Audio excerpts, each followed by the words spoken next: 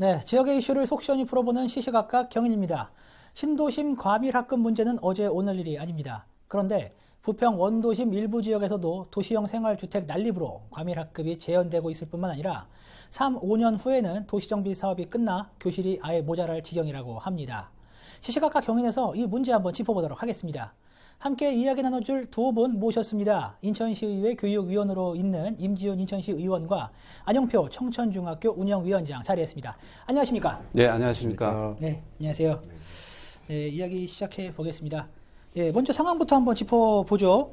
의원님, 과밀학급 문제는 이제 신도심에만 있는 줄 알았는데 부평 네. 원도심에도 문제가 일고 있다고 말씀 주셨습니다. 네. 이 부분 설명 좀 부탁드릴게요. 예, 그렇습니다. 그동안에 보면 이제 신도심에 대한 과밀학급만 걱정을 했는데 지금 현재 보면 원도심 일부도 또 과밀학급이 있습니다. 네, 얼마 전에 제가 청라를 다녀왔습니다. 청라, 네. 청라를 다녀왔는데 청라가 이제 신설학교가 예정보다 늦게 이렇게 개교가 늦게 되기 때문에 지금 이제 학교 아이들에 대한 주변 학교에 대한 배치에 대한 것 때문에 고민이 굉장히 많았는데 일부 학교에서 이제 보통 이제 25명 정도 평균으로 보면 이제 다른 학교로 배치를 하게 되면 아이들이 30명이 넘습니다. 그래서 그 정도 되면 우리 아이들한테 학습하는데 지장이 있다. 그래서 학부모님들께서 굉장히 해소해달라는 그런 민원이 굉장히 많아서 다녀왔는데 비단 이제 신도심뿐만 아니고 우리 원도심도 일부는 이제 학생들이 급격히 줄어드는 데가 있습니다. 먼저 저출산 때문에 자연적으로 감소하는 인구 때문에 줄어드는 학교가 있고 또 하나는 이제 우리 이 부평의 재개발 재건축 도시 정비 사업 때문에 일시적으로 이렇게 갑자기 줄어드는 데가 있는데 반면에 또 학생 수가 굉장히 늘어나는 데도 있습니다. 왜냐하면 지금 우리 부평에 보면은 도시형 생활주택이 급격히 늘어나 있기 때문에 그곳에는 젊은 세대들이 굉장히 많이 와서 학생 수가 급격히 늘어났습니다. 그래서 지역적으로 격차는 상당히 크지만 우리 부평도 지금 부평 145동 같은 경우는 도시형 주택이 많이 늘어나서 주변에 있는 부흥초, 또 서초, 동초는 꾸준히 매년 인구가 학생들이 늘어나고 학급수가 증가됐습니다. 그래서 거기에도 신도시 못지않게 우리 아이들이 평균 아이들이 반보다 훨씬 더 뛰어넘었다 이렇게 지금 보고 있습니다. 네, 지금 과밀학급 말씀을 주셨는데요. 지금 말씀 주셨던 것 중에 원인은 짚어주셨습니다. 이제 그 도시형 생활주택의 확대, 일어난 도시형 생활주택 때문에 아이들이 늘었다라는 말씀을 주셨는데 그게 가장 큰 원인으로 볼 수 있을까요? 그럼요. 지금 인천 전반적으로 보면은 뭐 인구가 300만이 넘었었고 우리 부평만 보더라도 예전에 58만원 지금 53만입니다. 하지만 이 도시형 생활주택이 급격히 늘어남에 따라서 그 일부 지역의 인구가 굉장히 늘어났습니다. 그래서 그 일부 지역에 대한 증가된 원인은 제일 큰 게 도시형 생활주택과 이 주거용 오피스텔 이런 것들이 많이 건축된 것 때문에 큰 원인입니다. 그게 바로. 그러면은 지금 말씀대로 이제 부평 1사동, 145동에 많이 늘었다고 말씀하셨는데 얼마나 늘었는지 혹시 확인되십니까? 우리 앵커님도 부평대로 이렇게 다니시다 보면 예전 모습하고 굉장히 많이 달라졌죠. 많이 늘어섰죠. 양쪽으로 거의 뭐 도시의 숲으로 이렇게 바뀌어 있는데 그 주변에 있는 이 숲들이 대부분 이제 주거용입니다. 예전에 이제 상업지에는 상업용 시설들이 많았는데 상업시설들이 거의 다 사라지고 주거용 이제 오피스텔, 주거용 또 생활주택으로 이렇게 바뀌었는데 그래서 제가 자료를 한번 받아보니까 최근 5년 동안에 이 건축 인허가 수가 한 400건이 넘습니다. 400건이 넘고 거기에 이제 세대 수가 늘어나는 게 약 2만 세대. 2만 세대. 그래서 굉장히 많이 늘어난 세대인데 그게 이제 인구 증가 수로도 이렇게 보면은 나타납니다. 5년간 이 인구 증가수를 제가 이 자료를 한번 파악해 보니까 부평 1동이 2014년도에 3만 4천 명이었습니다. 그런데 현재 7월 현재 3만 7천 명으로 이렇게 늘어났고 또 부평 5동이 2만 6천 명이었던 게 3만 6천 명으로 이렇게 한 10,000명 정도가 늘어났습니다.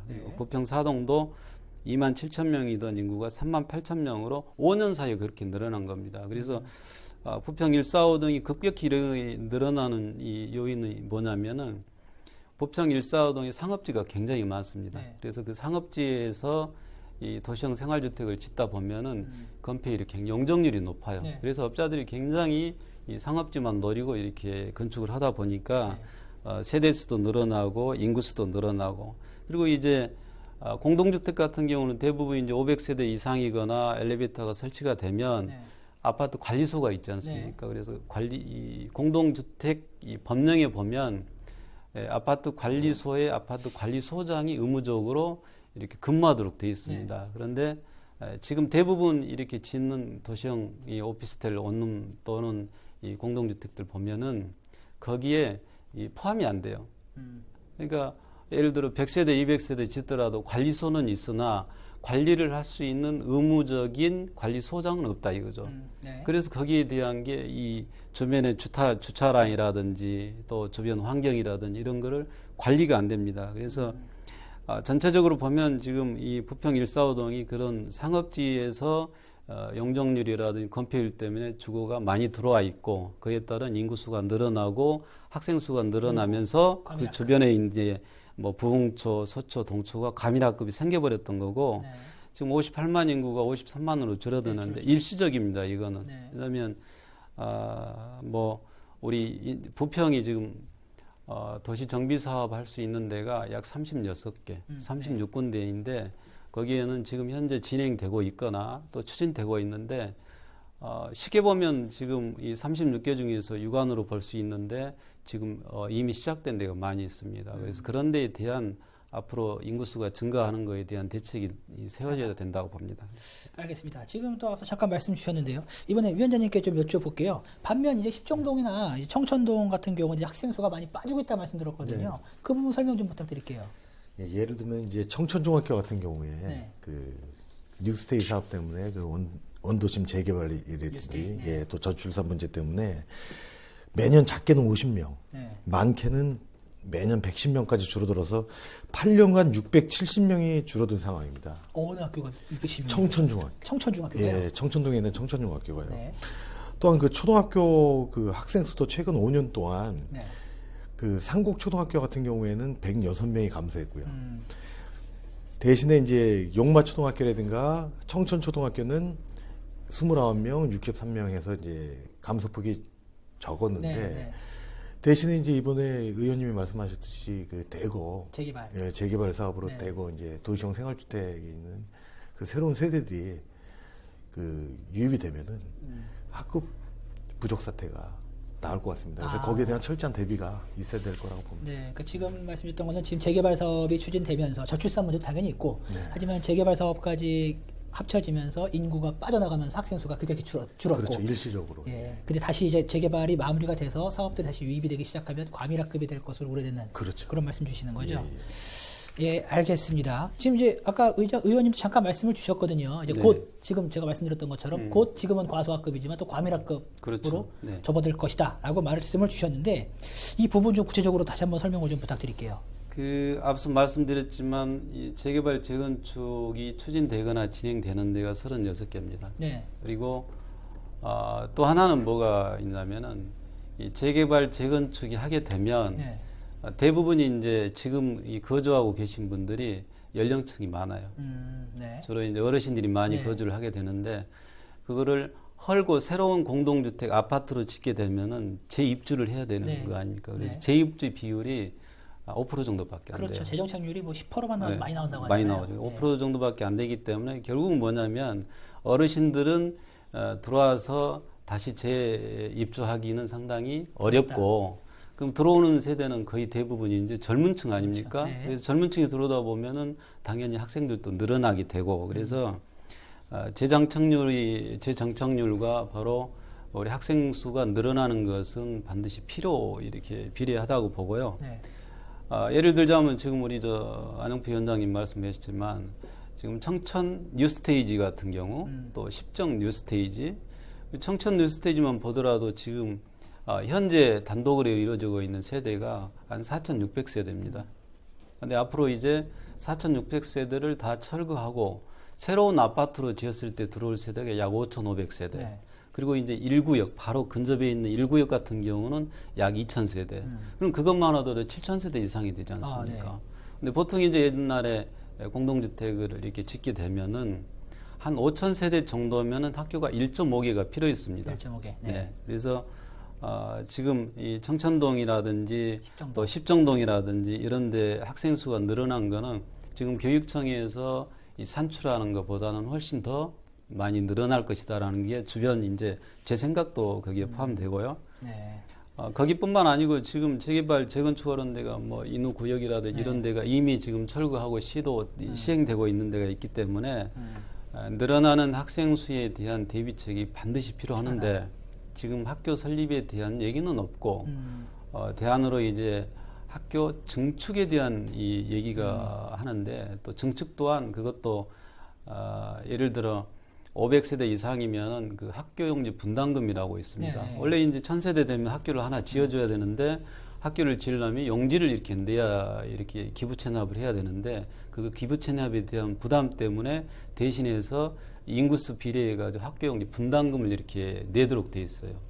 그러면 그 지자체에서 받아서 교육청에다 주면 교육청에서는 그 돈 가지고 학교 설립하는데 이렇게 쓰도록 돼 있습니다. 네. 그래서 그 예산은 결국은 이 학교를 설립하기에는 교육부라든지 이런 심의 절차가 필요하고 또 중앙투자 심사를 받아야 되고 절차가 많기 때문에 우선 기존에 있는 학교에다 학교를 증축하는 것이 조금 더 편리하다, 유리하다 이렇게 해서 이제 증축적으로 많이 이렇게 생각하고 있습니다. 네, 알겠습니다. 이제 그 대안 이제 신설 뭐 증축 관련된 이야기는 조금 후에 네. 다시 한번 이야기를 나눠보도록 하겠습니다.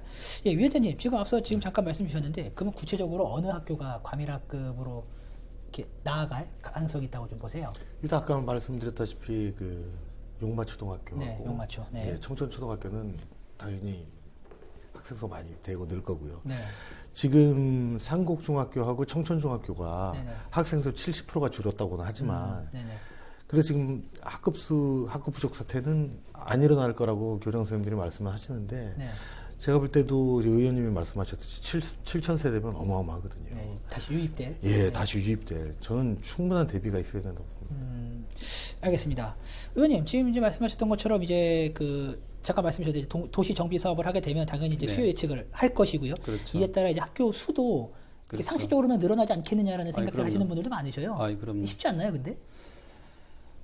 수요 예측을 할 수 있는 게 보면 네. 이제 건축 인허가 때 세대수를 이렇게 네. 평가를 하고 있는데 아까 서두에 말씀드렸던 청라가 왜 그런 사태가 발생됐냐면은 처음에 건축 인허가 했을 때 세대수 네. 하고 지금 입주하는 세대수하고 차이가 있어요. 아, 그런가요? 왜냐하면 업자들이 처음에 건축할 때는 뭐 30평이든 40평이든 이렇게 평수를 해서 하면 세대수 조절을 하는데 네.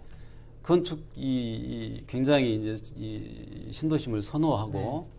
또 이 부동산이 굉장히 활성화되면 이 설계 변경을 해버려요. 그래서 30평짜리를 예를 들어 20평으로 이렇게 줄여버린다든지 이렇게 네. 해서 세대수가 급격히 늘어나죠. 네. 그래서 수요일치 거기에서 착오가 생겼던 거고 또 하나는 주변 상업지역에 상업시설을 해야 되는데 네. 이 상업시설 해가지고 타산이 안 맞아. 네. 그렇기 때문에 거기에다가 오피스텔로 변경을 시켜버린 거예요. 예. 그래서 청라 같은 경우는 그런 변경안에 대한 수요 예측을 못했던 거죠. 네. 그래서 거기서 발생한 아이들이 지금 갈 데가 없는 거예요. 우리도 똑같아요 지금. 원도심에 대한 이 수요 예측을 하고 싶어도 네. 예를 들어 뭐 A 구역이라는 데서 1000세대 계획을 해서 인허가를 받았단 말이에요. 근데 하다 보니까 설계 변경을 중간에 한 2번 정도 해버려요. 네. 쪼개. 네. 뭐 예를 들어 20평짜리를 15평으로 줄이고 30평을 네. 20평으로 줄여가지고 세대수가 많게는 100세대, 200세가 늘어나 버리는 거예요. 네. 거기에 대한 이 수요 예측을 못하기 때문에 이 우리 구청이라든지 교육청에서도 이 충분한 이 수요 예측을 쉽지 않다. 물론 이제 거기에 대비할 수도 있는데 만약에 대비했다가 또 그 인구수가 오히려 줄어들었을 경우에 그렇죠. 학교 이제 빈 교수를 어떻게 문제가 되냐. 이런 것 때문에 교육청도 쉽지는 않죠, 사실은. 그렇죠. 수요 예측이 되는 그러니까 이 부분에 대해서 최근에 이제 교육청에 시정 질의하셨잖아요. 네. 예, 어떠셨나요? 그래서 이제 교육청에다가 이런 수요 예측을 정확히 해서 그럼 과밀 학급이라든지 아니면 또 학교 설립했을 때 개교 시일을 정확히 맞춰달라. 왜 그걸 못하냐 했더니 지금 앞서 말씀드렸던 이 얘기를 하면서 앞으로는 원도심에 대한 보통 학교 교실을 정확히 파악했다. 지금 원도심 주변에 학교에 있는 이 특별학 특급에 대한 교실 빼고 나머지 보통 교실에 대한 수요를 충분히 파악을 하고 또 과밀 학급이 발생될 소지가 있고 또 수요 예측이 불가능한 부분은 특별히 관리를 하겠다. 네. 그래서 앞으로 발생될 이 과밀 학급에 대한 게 수요가 예측이 많이 빗나가지 않도록 최선을 다하겠다라는 게 교육청의 답변이었습니다. 예, 수요 말씀 주셨습니다. 예, 알겠습니다. 그러면은 이 정비사업 이후 대비하려면은 현재 상황에서 어떤 단계부터 준비해야 된다고 보세요? 지금 말씀하셨던 제일 문제가 앞으로 아이들이 얼마만큼 늘어날 것인가 수요에 대한 예측이 불가능하기 때문에 저는 우리 인천시 전체가 지금 진행되고 있는 게 8개, 90여 개 가까이 됩니다. 네. 그래서 원도심에 대한 이 주택 수요 앞으로 재개발, 재건축할 곳 이런 것을 실태 조사를 면밀히 해라. 면밀히 해서 지금 뭐 큰 이 1000세대나 500세대 이런 큰 단지 관리 세대를 제외한 나머지 공동주택, 지금 말하는 도시형 생활주택, 오피스텔 또는 빌라 이런 데를 수요 예측을 면밀히 해라. 그래야 그 주변에 있는 학교하고 비교해서 학교가 필요하다면 신설할 수도 있고 또 아이들이 통학할 수 있는 거리가 가까운 데로 증축할 수도 있고 이런 이 대안이 나오는데 1차적으로 실태 조사를 해라 라는 게 저희 의견이었습니다. 네. 그리고 그렇게 해야 됩니다, 지금. 알겠습니다. 위원장님 좀 여쭙고 싶어요. 네네. 이제 또 학교 신설 문제도 지금 대두되고 있거든요. 네. 북의 일신동 일대 학부모진들 같은 경우는 학교 신설을 바라고 있는데 특히 이제 초등학교가 아니라 중학교가 부족해서 먼 길을 통학해야 되는 아이들 때문에 중학교 신설을 말씀을 하고 계셔요. 실제 어떤 상황인가요? 지금 해당 지역 그 주변에 네. 그 부일여중, 부평여중 또 부평동중, 부원중 이렇게 지금 4개 그 해당 지역 학생들이 그쪽으로 이제 배정돼서 나가는 상황인데요. 네. 아시다시피 경인로라는 큰 도로를 지나고 또 도보로 20분 동안 가야 되기 때문에 네. 학부모님들 입장에서는 아기가 아직도 어리다고 생각하는데 네. 굉장히 불편도 하고 또 조심스럽죠. 그래서 가까운 지역에 초등학교 4개나 있는데 이제 중학교를 하나 신설을 해달라라고 네. 얘기는 하는데요. 지금 이게 좀 어려운 게 네. 기존에 이 학생들이 배정받는 그 학교 네 군데 중에 부원중만 빼놓고 나머지 3 학교는 학생 수가 감소하고 있어요. 네. 예, 모자라요. 근데 이제 이쪽 지역에 학교를 신설하게 되면은 더 이제 학생 수가 줄기 때문에 네. 이제 그런 안타까운 문제가 있죠. 예. 네. 근데 이런 상황에 대해서 이제 지난 지방선거 당시에 도성원 교육감이 주민들을 만난 걸로 알고 있어요. 그리고 그 자리에서 중학교 신설을 약속했던 것으로도 알고 있거든요. 어떻습니까? 그래서 이제 제가 알기로는 도성원 교육감님이 기존에 있는 4개 초등학교 중에 2군데를 통폐합을 해서 그 자리에 이제 중학교를 짓는 방법을 제시를 하셨거든요. 그래서 이제 제가 알기로는 해당 학부모님들하고 공청회라든가 간담회를 통해서 그걸 해결하시게끔 그 의지가 있다. 예, 있다고 저는 보신다 말씀하신 거죠. 알겠습니다. 이번에 의원님한테 좀 여쭤볼게요. 4개 초 중에 1개를 통폐합해서 중학교를 만들겠다라는 게 도성원 교육감의 이야기인 것 같은데 이 가능한가요? 현재로서 가능한 이야기입니까 이거? 가장 이제 현실적이면서도 편하게 할 수 있는 정책이죠. 왜냐하면 신설학교를 하게 되면 이제 교육청에서 교육부에다가 신설학교 계획서를 제출해서 중앙투자 심사를 받아서 거기에 지금 요즘 학교 총량제라고 그러는데 정확한 용어가 학교 신설 억제 정책이더라고요. 그래서 학교를 최대한 억제를 해서 지금 발생하고 있는 빈교실을 없애겠다라는 그런 취지인데 그런 차원에서 보고 이 학교를 통폐합을 해서 이 초등학교 하나를 없애고 중학교를 하나를 거기다 신설을 이제 바꾸겠다라는 건데 거기는 문제가 상당히 많지 않습니까? 초등학교 아이들 어느 학부모 입장에서 가까운 가까운 데에 있는 초등학교를 다니다가 멀리 보낸다 이거예요. 그렇죠. 그러게 되면 거기 조금 적은 아이들이 1km, 1.5km 가게 되면 이게 도시 하나를 학교 하나를 가게 되면 거기에 큰 도로가 과연 몇 개를 건너야 되냐. 그렇죠. 신도심에서 학부모들 말씀하시는 게 큰 도로 하나 20m 걷는 것도 반대하고 계세요. 그런데 그렇게 통폐합을 하게 되면 학부모들에 대한 의견 그리고 그렇게 했을 때 과연 현실성이 있냐라는 것도 파악을 해봐야 되고 어쨌든 가장 중요한 거는 학생들의 이 안전권이라든지 학습권이라든지 또 선생님들의 교권까지도 다 포함해야 되기 때문에 그렇게 되기는 상당히 시일이 많이 걸릴 것 같다 이런 생각이 듭니다. 네. 그럼 의원님이 보셨을 때는 이 문제에 대한 해법 혹시 좀 고민해 보신 게 있으신가요? 우선 말씀드렸지만 이 정확한 실태 조사를 해야 된다. 네. 그리고 그 실태 조사하에 재개발, 재건축에 대한 건축에 허가를 내줬을 때 아이들의 네. 통학로에 대한 걱정도 해야 되고 네. 또 아이들 안전에 대한 문제도 걱정을 해야 되고 그렇게 먼저 교육청과 협의하에 이 재건축, 재개발을 할 수 있는 인허가를 내주고 네. 그리고 나서 학교에 대한 충분한 안전에 대한 담보가 설정이 됐을 때 그리고 아이들이 이 학교를 통학할 수 있는 거리가 충분히 됐을 때 그걸 해도 늦지 않다고 저는 그렇게 생각합니다. 네, 알겠습니다. 이번엔 또 위원장님한테 한번 여쭤볼게요. 지금 이제 이 문제만 놓고 봤을 때 학교 하나를 없애야 되거든요. 네. 그러면 만약에 없앤다고 이거 학부모 입장에서 놓고 보셨을 때 내가 다니는 아이가 다니는 학교가 없어진다. 어떠실 것 같으세요? 난감하죠. 난감하죠. 제가 볼 때도 그 의원님이 말씀하신 것처럼 결코 쉬운 문제가 아닙니다. 네. 그 학교 이해관계도 얽혀 있고 또 학부모님들 생각도 다 다르기 때문에 이거는 그 해당 학부모님들의 의견을 수렴해서 해결하는 방법밖에 없다고 생각하는데 근데 현실적으로는 굉장히 쉬운 일이 아니에요. 그렇죠. 그래서 그 부분을 좀 듣고 싶은데 지금 네 개 학교 이 안이 어쨌든 논의가 되고 있다는 얘기인데 학부모님들 내부 의견은 지금 현재 어느 정도 좀 종합이 됐나요? 어떤가요?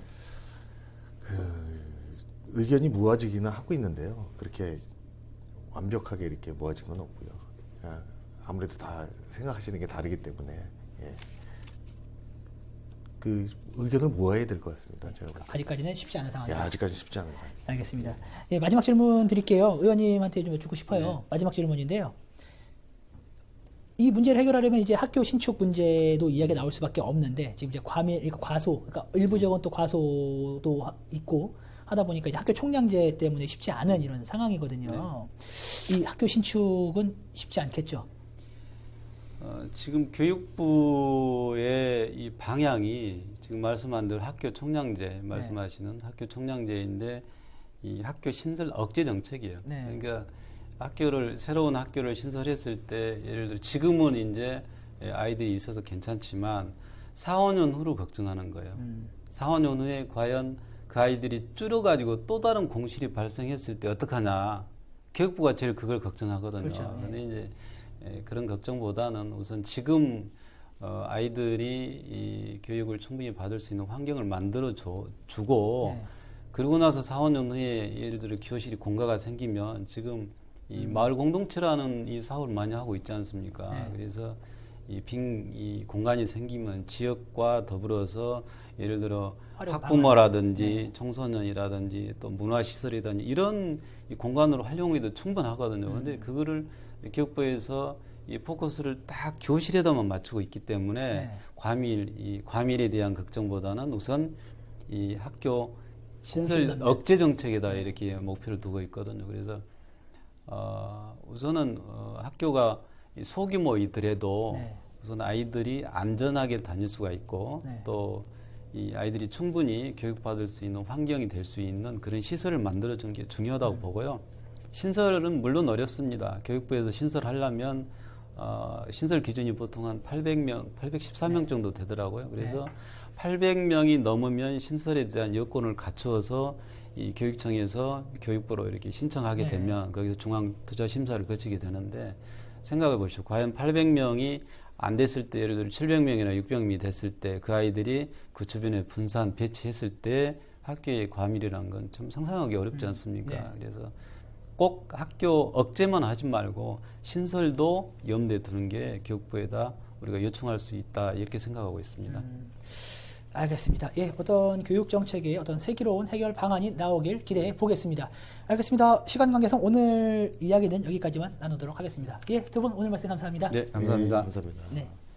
네, 지금까지 원도심 교육 정책 문제에 대해 이야기 나눠봤습니다.